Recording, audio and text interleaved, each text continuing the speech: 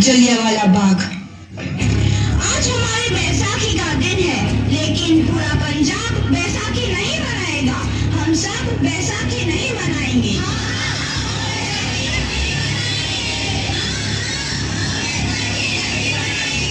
जब तक हम अंग्रेजों को भारत से बाहर नहीं निकाल देते, पूरा पंजाब बैसाखी नहीं मनाएगा।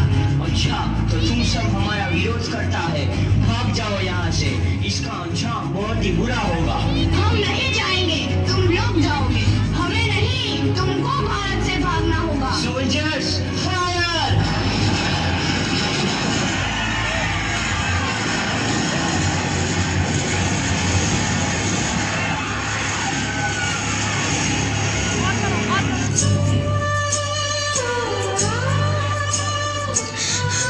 ये जमीन हमारी, ये धरती हमारी, ये खेत हमारे। अभी थोड़ी देर पहले हमारी ये फसलें लहरा रही थी, पर इन अंग्रेजों ने हमारी फसलें बर्बाद कर दी।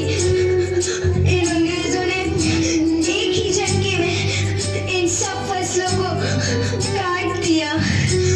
अंग्रेजों, तुम्हारे इस अत्याचार से हम डरेंगे नहीं। इस अत्याचार का बदला लेकर रहेंगे। हम आजादी लेकर रहेंगे। जलियांवाला बाग हर हिंदुस्तानी की आंख नम कर गया। इस कांड में कितने मासूमों की आहुति चढ़ गई, इतनी हैवानियत से इंसानियत कत्ल कर दी गई। जलियांवाला बाग के हत्याकांड आजादी की आग में घी देने का काम किया। मासूम औरतों, बच्चों की दर्द भरी चीखें और सिसकियां इनकलाब का गूंज बनकर उभरी।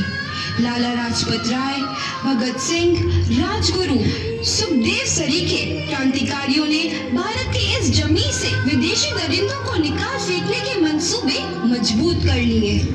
8 अप्रैल 1929 लाला लाजपत राय के नेतृत्व में साइमन कमीशन के खिलाफ एक भारी जुलूस निकाला गया।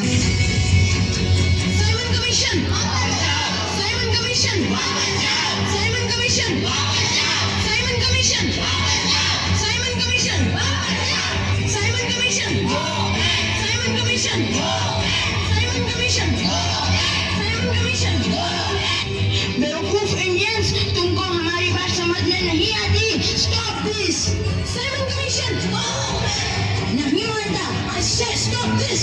लाला जी, आप आगे बढ़ो, हम आपके साथ हैं। लाला जी, संघर्ष करो, हम आपके साथ हैं। लाला जी, संघर्ष करो, हम आपके साथ हैं। लाठी चार्ज करो!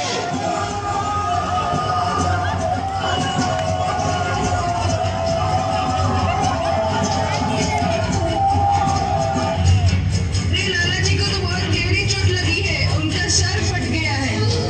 मेरे शरीर में लगी एक एक लाठी अंग्रेजी सरकार के कफन में कील का काम करेगी।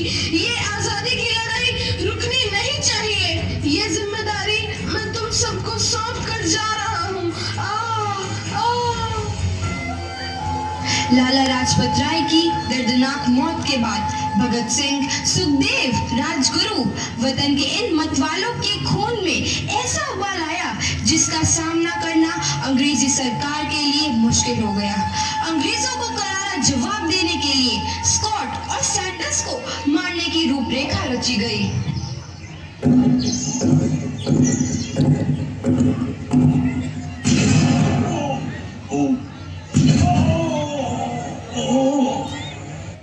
सैंडर्स मारा गया। चारों तरफ तहलका मचा था।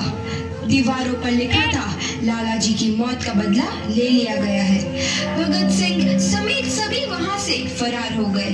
8 अप्रैल 1929 दिल्ली में ब्रिटिश सरकार की सेंट्रल लेजिस्लेटिव असेंबली की बैठक में 2 बम धमाके की आवाज सुनाई दी।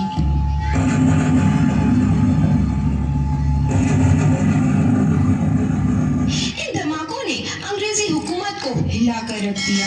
इस घटना को अंजाम देने वाले भगत सिंह, राजगुरु और सुखदेव ने अपने आप को अंग्रेजों के हवाले कर दिया। 1930 को अदालत ने अपना फैसला सुनाया। मुलजिम भगत सिंह, मुलजिम राजगुरु मुलजिम सुखदेव को दफा 121 और दफा 302 के तहत ये अदालत तीनों को मुजरिम करार देती है और इस गुस्ताखी के लिए ये अदालत इन तीनों को सजाए मौत की सजा सुनाती है। सरफरोशी की तमन्ना अब हमारे दिल में है, देखना है जोर कितना बाजुए कातिल में है। भगत सिंह और किशन सिंह काफी आएंगे।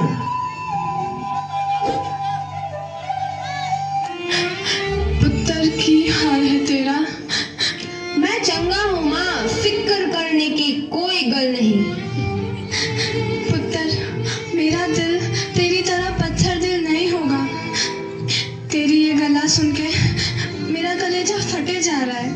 माँ, मेरा दिल कोई पत्थर जैसा नहीं है, एक वतन परस्त का दिल है जो मेरे देश प्रेम के जज्बे को ताकत देता है। बेटा, मेरा लाल। माँ, आज मेरी तपस्या पूरी होने जा रही है। जे तू रोई तो मैंने तकलीफ हुई।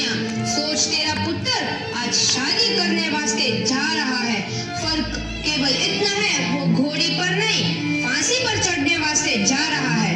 आज तू क्रांतिकारी की माँ है, कल तू एक शहीद की माँ होगी। माँ, पुत्र, भगत, तू इतनी छोटी उम्र में हम सबको छोड़ के चला जाएगा।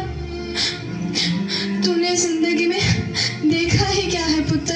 मैंने अपनी माँ देखी है जिसने मुझे एक ही बात बताई है कि बेटे, अपने देश के लिए एक बार मरना 100 बार जन्म लेने के बराबर होता है। अच्छा माँ, अब आशीर्वाद दे, आखिरी बार विदाई लेने का समय आ गया है। भगत, मेरे लाल।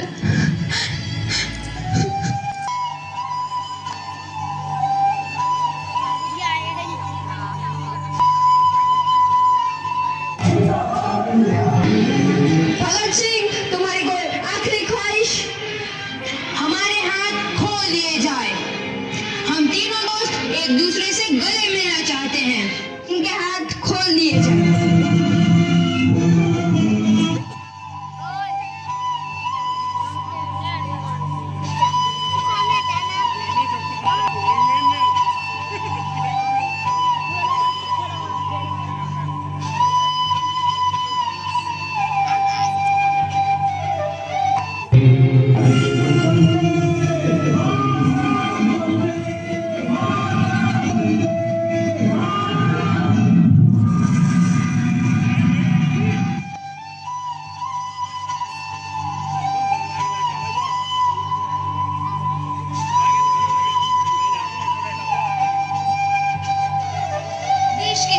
नौजवान के मन में आजादी की नई उमंग हिलोरे लेने लगी।